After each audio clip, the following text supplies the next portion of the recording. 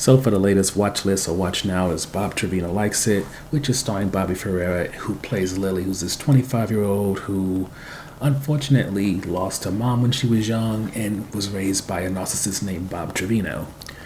At a certain point, Bob, because of the cost of having Lily in his life, either because of losing opportunities of money, he decides to basically disown her. And in desperation, Lily seeks him out on Facebook and finds somebody who's also named Bob Trevino, but this one is played by John Leguizamo.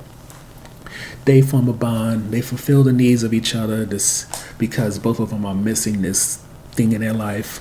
For surrogate dad Bob, it's because he didn't get to have a child, so Lily fulfills that for him, and because Lily doesn't unfortunately have a good dad in her actual Bob, played by John Leguizamo, kind of fulfills that, and we see this beautiful relationship build up throughout the movie. And with that said, get into the view section.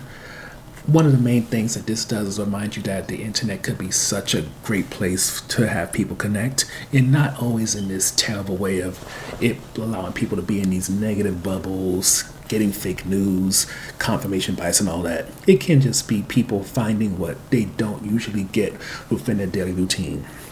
And I would add on to that, when it comes to this movie, you'll get an emotional reaction out of everybody. Sometimes it's going to be you being pissed, like when it comes to Lily's biological dad. Sometimes it may be like something heartfelt when it comes to John Leguizamo's version of Bob.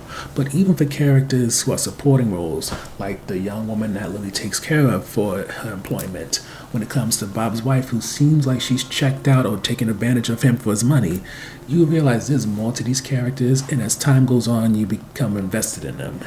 And I note that mainly because when it comes to Bob Trevino Likes It, it's a slow move throughout most of it, to the point where it feels very slice of life, if not dull. But thankfully, by the time things ramp up, you realize how connected and how invested you are in everybody, to the point where the ending could and probably will make you cry.